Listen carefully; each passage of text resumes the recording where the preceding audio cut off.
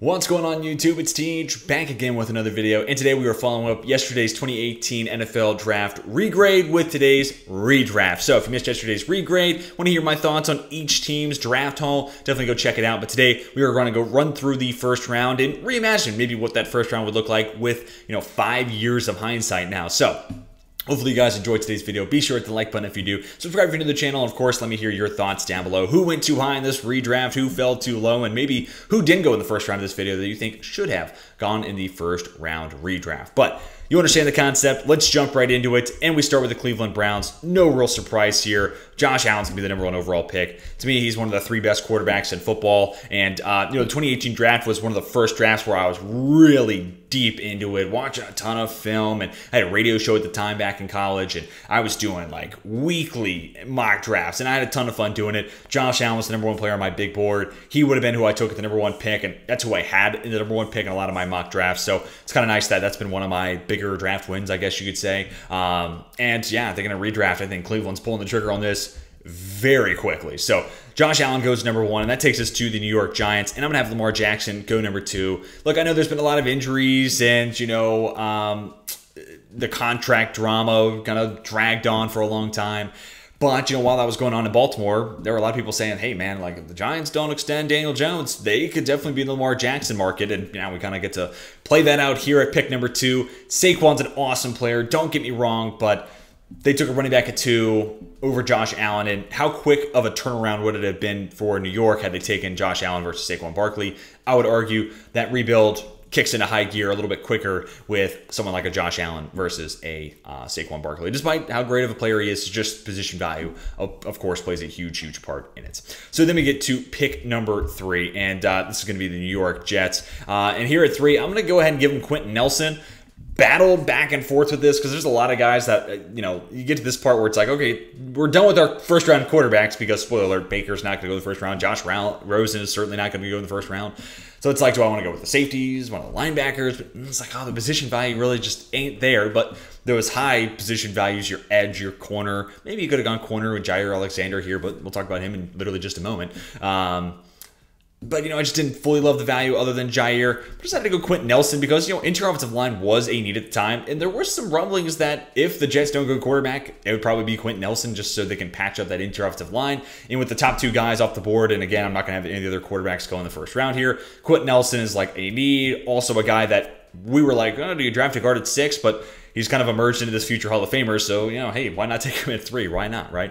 Then we get to Cleveland, and as promised, this is where I'm going to take Jair Alexander off the board. And I kind of hit on it yesterday in the regrade video. But ultimately, Cleveland goes Baker Mayfield, Denzel Ward. Baker doesn't work out. Ward's pretty good. I think he's a cornerback 1.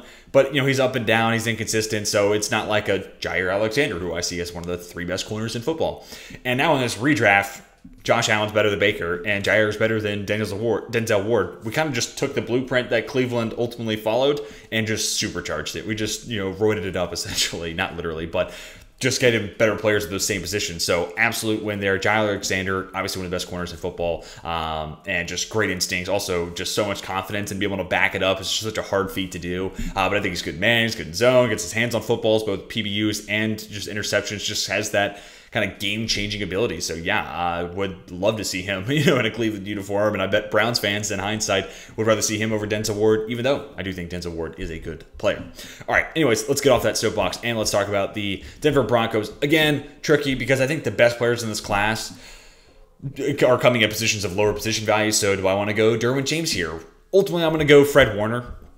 And part of that is because I'm going to go with another linebacker for the next pick. And I do think Fred Warner is better than the other guy I'm going to have go at 6 here. So had to justify it by having Warner go 1 pick ahead. Linebacker is a spot that Denver's still been trying to piece together. 2018 is also the year they drafted Josie Jewell. So they already had their eye on the linebacker class. And with hindsight, the chance to draft maybe the best off-ball linebacker in football has got to be super appealing.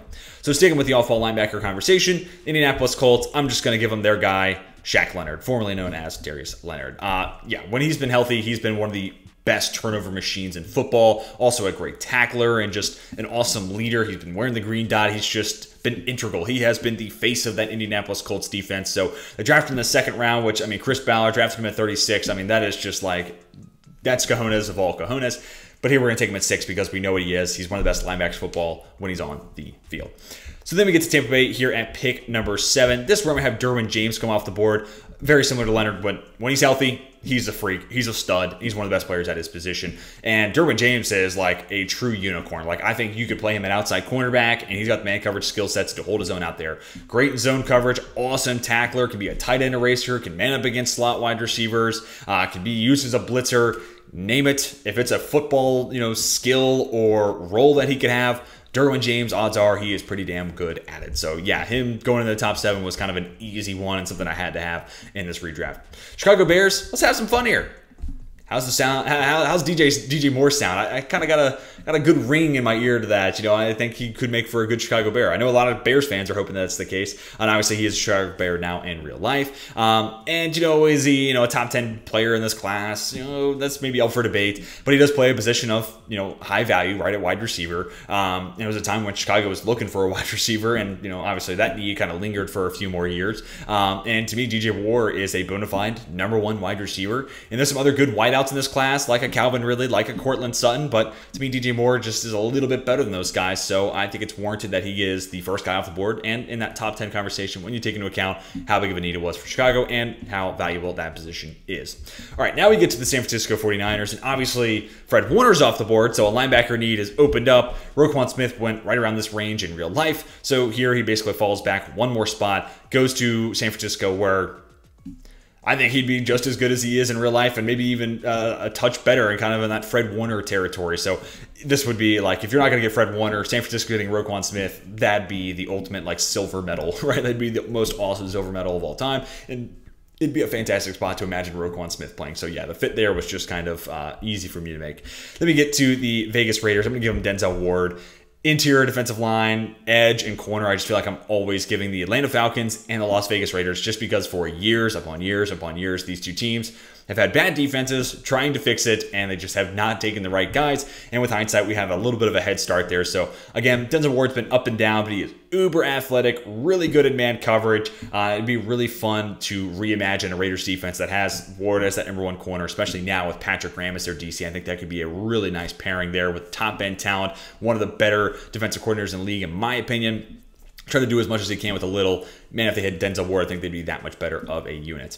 Then we get to the Miami Dolphins, and again, we're going to have a little bit of fun here. How's the sound of Bradley Chubb being a Miami Dolphin? I think that has a nice ring to it. Once again, to use that same joke. But obviously, Miami makes the trade with Denver midway through last year. And I think with his addition, that was kind of the moment where we really saw Jalen Phillips kick it into high gear too. So I don't think that's coincidence. I think you bring in a veteran that teams respect, and again, he's not a Von Miller level prospect or a Von Miller level NFL player, but Bradley Chubb's a damn good edge rusher. So I think that kind of opened up more chances for Jalen Phillips and kind of gave him some more one-on-ones, which he took full advantage of. So excited to see that pairing moving forward. So why change it? Let's just give Miami kind of the head start and draft him here at pick number 11. Then the Buffalo Bills here at 12. They ended up drafting this player in real life, and I said yesterday, man, what if? Especially given what we know it has been a need of the last, specifically this past offseason, maybe you could say 2 offseasons ago. Interior offensive line was a spot where they were kind of looking for some upgrades. And if they just held on to Wyatt Teller, they'd have one of the best guards in football. So yeah, with hindsight, let's maybe be a little bit more patient here with a guy who does develop into one of the best players at that position in football and save an eventual need that the Bills had. So yeah, it's funny that they ended up getting him so much later in the draft, moved on from him a little too early. I have the fortunate but I have, hindsight on my side here, so I'm going to change how history played itself out. We're going to take Wyatt Teller here at 12 for the Buffalo Bills. Then we get to Washington. I'm going to go Minkah Fitzpatrick. They kind of felt like they needed a safety at the time, and I remember hearing some rumblings that, he might be someone that they're targeting at the time. He was off the board by the time that Washington was on the clock. So here he falls into their lap. They get super awesome hybrid do-it-all safety that can play in the box, play the slot, good tackler, can be used as a blitzer, can play true free safety as well. So yeah, I just love that versatility. I could totally see a world where had it made it to Washington, I could have totally seen them taking a shot on Fitzpatrick there at 13. Then we get to Green Bay at pick 14. I'm going to give him Vita Vea. This is kind of where, I don't know if it was a huge need necessarily at the time, because Kenny Clark was still playing some good ball at the time. I don't know if it was the biggest need at the time for Green Bay because Kenny Clark was still playing some good ball, but in a world where they take Vita Vea. They just let Vita Vea focus on being an awesome run stopper, and Kenny Clark focuses on being an awesome pass rusher. That's kind of a nice little ecosystem they kind of create there, letting those guys just be awesome at what they're special at. And I think Vita Vea, when he's locked in and geared up, he's one of the best nose tackles in football, and maybe the best nose tackle in football. I think there's an argument to be had there, and I think some did argue that about 2 years ago. Obviously coming off a disappointing season, so that rhetoric's not as live as it once was. But yeah, when he's on, he's one of the best players at his position in my eyes. So pairing him up with Kenny Clark's kind of fun to think about. Then we get to Arizona. I'm going to go Saquon Barkley here. Not that running back was like a huge need at the time or anything like that, but look, it may be a running back, but he is one of the most special running backs I've gotten to scout during my lifetime. So he's got to go somewhere here in the first round. And we're starting to get the spot where there's players that, if you take away position value, aren't better than Saquon coming off the board. So I was like, yeah, I got to get Saquon off the board here pretty quick. So yeah, we're going to just go ahead and send him to Arizona. And it would be kind of cool that, the next year, if they still had Kyler Murray, what would a backfield of Kyler and Saquon Barkley look like? I think it would create a whole lot of chunk plays, so it's kind of fun to think about from that standpoint. All right, next up, the Baltimore Ravens. This one was super easy for me to make because they ended up drafting a tight end in the first round, but it wasn't the tight end that ultimately panned out to be like a first-round uber awesome player at their position and one of the best players at that position in the NFL. No, that ended up being the third-rounder Mark Andrews. So we're just going to take him here in the first round and basically forget about Hayden Hurst, draft Mark Andrews, and give, obviously in a world where we're not going to get Lamar Jackson, we're going to give whoever that quarterback might be in Baltimore an awesome tight end and one of the best in the biz at that position. Then we go to the Chargers here at 17. And obviously there's no Derwin James available here, but defensive line's been a spot where I think they can get better, especially on the interior. And even back then, that was a need that mock draft database here said that they needed. So let's go ahead and go to Daron Payne. Look, I've been a little critical with the contract that Washington just handed out. But that being said, don't take that away from how good of a player he is. It's more so the context and the situation that Washington has, where they're already paying Jonathan Allen. If Chase Young has a great year, they're going to want to pay him. If Montez Sweat continues to be one of the more underrated players in football, they're going to want to pay him. So how does Daron Payne maybe limit them from being able to hand out those contract extensions? We'll have to wait and see. But for the Chargers' sake, it's like, dude, we need somebody to be a high-level run defender. And Daron Payne's been that and multiple times throughout his career in Washington. So we're just going to take him from the Commanders, put him on the Chargers, and address a future need. And especially with what we know with Brandon Staley coming in as the head coach and wants to run those too high, defensive looks, having a guy like Daron Payne would certainly make that transition a whole lot easier. All right, next up, the Seattle Seahawks. I'm going to go ahead and give him Carlton Davis, guy that went in the second round in real life, and to me, one of the more underrated corners in football. Was a key starter in the Bucs Super Bowl run, and here you drop him into Seattle's defense. And again, what we know eventually comes down the line with Tariq Woolen and Devon Witherspoon. Is it the biggest need? Maybe, maybe not. But he's just a good football player. Felt like he should go in the top 20. So maybe the fit's not 1-to-1, but he's a guy to me that deserved to be in and around this range. So I had to get Carlton Davis somewhere here in the mix. Then we get to the Dallas Cowboys. They take Leighton Vander Esch in this spot. Here I'm going to go Tremaine Edmonds, a little bit younger of a prospect. Hasn't had the injury concerns that Vander Esch has had, but also just a twitchy athlete, and even now to this day in his mid-20s, like he's just now 25. So this is a guy coming off his best season and on the up and up. So if Dallas made this selection and then gave him that extension that the Bills just weren't really in a cap spot to do, and Chicago ultimately did hand out the money to do, or to Edmonds to see what he could develop into, I think that would make this Dallas defense potentially that much better, because I think right now most people would say, yeah, give me Tremaine Edmonds over Leighton Vander Esch. So here in the redraft, we get to do that exact thing. Then we get to the Detroit Lions at pick 20. I'm going to go ahead and have them stick with the guy they first took in the with their first selection in this year's class, in Frank Ragnow. He's just one of the best centers in football, and he's been one of the better players that they've had before the Dan Campbell era got underway, when the Lions were kind of one of the more miserable teams in the NFL. Frank Ragnow was one of those people that you kind of hang your hat on, and you're like, yeah, well, we got that awesome center. Well, now you're starting to build that foundation, so I don't want to take Ragnow away from that, so let's go ahead and keep him here in Detroit for this redraft. Then we get to the Cincinnati Bengals. Thought about Jesse Bates here. Trust me, I have not forgotten about Jesse Bates. But again, we're going to have a little bit of fun here. Let's give him Orlando Brown Jr. Obviously, they liked him enough to sign him in free agency, but they could go ahead and address a future need at offensive tackle. Orlando Brown Jr. may not be an elite left tackle, in my opinion, but in an NFL where there's a shortage of high-end offensive linemen, specifically tackles, having a pretty good offensive tackle is not a bad thing whatsoever. So right here at 21, I think that's a good spot for who he is as a player, but also the position that he plays. Then we get to Buffalo at pick 22. And, wide receiver, one of the needs that they have here, and obviously we're not going to go quarterback, and a lot of the linebacker well has been pretty much, tapped here. So I'm going to go wide receiver and give him Calvin Ridley. And it'd be really fun to imagine a world where Stephon Diggs and Calvin Ridley were on the same team. Ridley is like the over-the-top guy. Diggs worked the intermediate stuff. I would just love having two route-running savants on the same roster. And granted, that would also come, I would love to see those two wide receivers playing with Josh Allen, but we're not going to get that here in this redraft. So, yeah, Calvin Ridley addressing one of those wide receiver spots where I think the Bills could have gotten better at the time. And Calvin Ridley went around the spot in real life, right? Pick 23, I think, is where he went, or 26 to Atlanta is where he ended up going. So, not too much earlier than that, but a player that I think there's an argument to be made that should have gone even higher, but obviously also coming off a year-long suspension. So, depending on what it is the Jags this upcoming season, there might be an argument to move him up even further than 22. Then we get to the New England Patriots here. This is where I'm going to have Jessie Bates come off the board. It's a New England defense that runs a ton of single high safety. Now, I know they had Devin McCourty still on the roster, but Devin McCourty is a good football player and can do just about anything you ask him to do. So I think if this did play out this way, they would have McCourty shift in his role. Jessie Bates becomes that over-the-top free safety. Bates could have gone even higher than this too, right? So I don't, he plays safety, so position value kind of weighed him down a little bit. I love the versatility that Minkah Fitzpatrick and Derwin James come with. So that also just, Jessie Bates is a over-the-top playmaking ball hawk free safety. He's great at it, but I just get a little bit more out of those other two guys with how much I can have them do. So that's why Bates is kind of the later of those guys to come off the board, but he's still a freak and he would be a great fit in that New England defense. So that's why I had to come off the board here at 23. And then we're going to actually stay in the secondary, and here at 24, we're going to draft a former New England Patriot in J.C. Jackson, former Maryland Terrapin. If I could find him, there he is at 161. With hindsight, we knew he's a whole lot better than that. And especially we know they're going to draft J.C. Horn, pairing up J.C. Jackson, who is an awesome man coverage guy, and that's kind of why I think he struggled a little bit last year in LA. It was just a little bit more of a change than maybe we anticipated, and it's maybe going to take a little bit more time for him to get acclimated to that Brandon Staley zone-heavy defense, but hopefully he does figure that out this upcoming year in LA. But leaning into J.C. Jackson's man coverage strength, plus what we know they're going to get with J.C. Horn as an awesome man press corner, that would create one of the better cornerback duos in the NFL. So it'd be super fun to imagine that here in this redraft.